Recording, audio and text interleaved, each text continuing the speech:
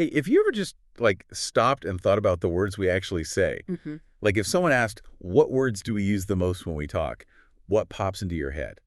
Well, you might think of fillers, maybe, or things you hear a lot in casual chat. Yeah, exactly. Those informal tics. But it turns out the real heavy hitters are surprisingly predictable when you look at the data. They really are. Linguists have done these huge analyses of, recorded speech, hours and hours of it, and patterns definitely emerge. Right.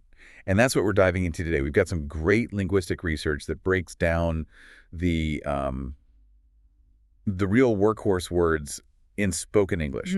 Our mission basically is to get a handle on these fundamental building blocks. Why these specific words, why are they so incredibly common? Okay, let's jump in. So based on the frequency counts, the absolute number one word is Yeah, list. yeah. Okay, not going to lie, that feels a bit boring. Huh. It does seem a bit anticlimactic, doesn't it? So simple. Right. But I guess it makes sense when you think about it. It's completely fundamental. Think about it. The coffee, the meeting, the dog I saw yesterday. It's always specifying which one we mean. Pointing to something specific. Exactly. It's what linguists call a definite article. It singles out a particular noun that usually both speakers know about or has been mentioned before.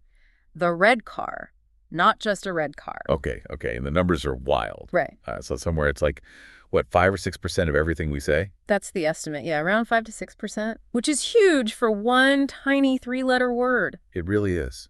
Just shows how much we're constantly specifying and referring back to things. Absolutely. It carries a lot of weight in making sure we're on the same page about what we're discussing. You use it and hear it constantly without even thinking. Okay, so the sets the stage, points things out.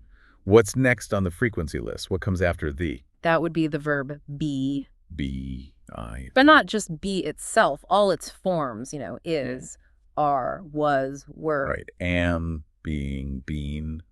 Yeah, that one feels like it's doing a lot of different jobs. It really is. It's got that dual function. Sometimes it's just about existence, like, I am here, simple fact. But often it's describing things, connecting a subject to its quality or state. You're busy, or it was cold, they are ready. Linking things together, like glue. That's a great way to put it.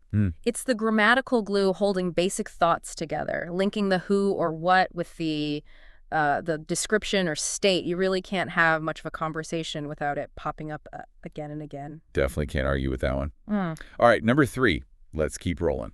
Okay, third place goes to to. To. Huh. Another small one that just blends in. You don't really notice saying to all that much. You don't, but it's incredibly busy. Think about direction or destination. Going to the park, listen to this. Yeah, or like goals or purpose. Nice to meet you. I want to leave. Exactly. Purpose, intention, connection. It also forms the infinitive of verbs. To run, to think. It serves so many grammatical functions. It's like a little workhorse, just tagging along where needed. That's a perfect description. It's seemingly inconspicuous but vital. Okay. The, be, to. What's number 4? Number 4 is of. Oh, right. The great connector of nouns. Cup of tea, end of the road, a piece of cake. Precisely. It shows relationship, possession, belonging.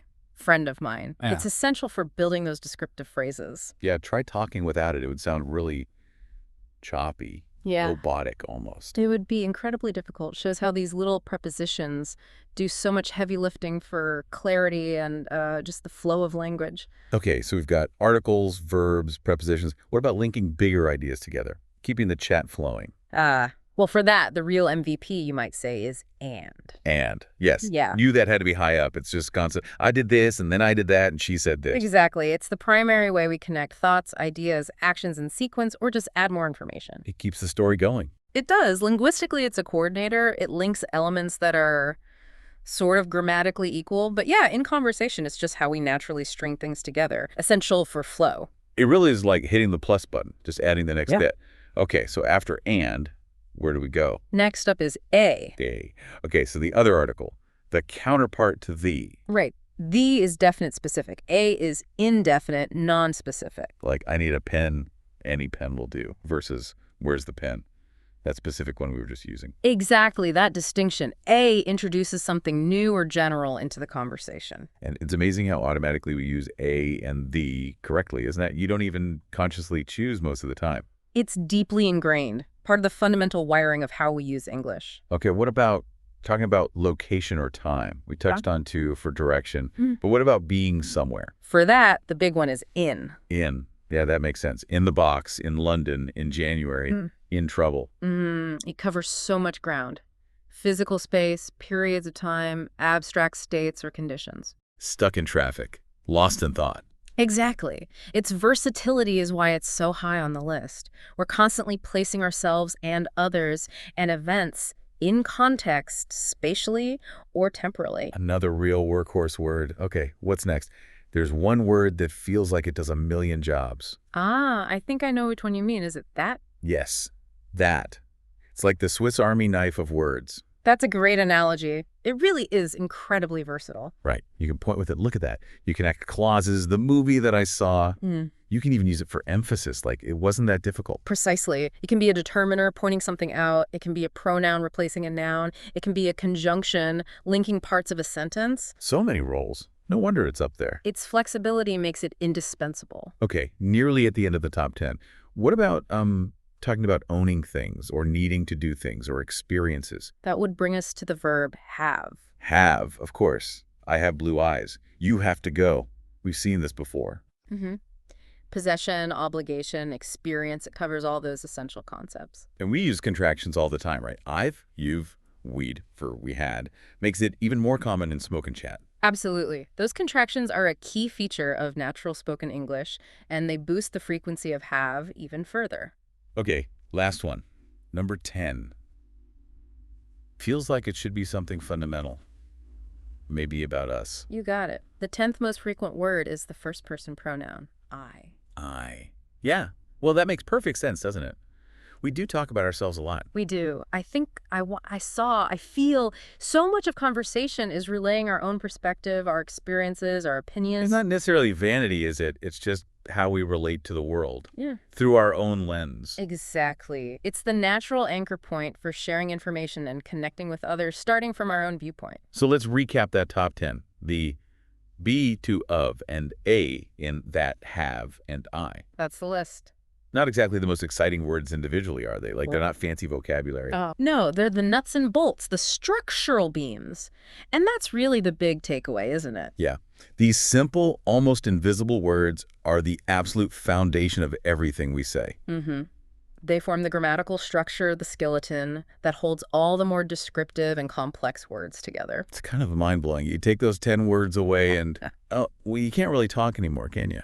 Meaningful communication would just collapse. We rely on them so heavily precisely because they're so fundamental and we use them so automatically. We barely notice them. Right.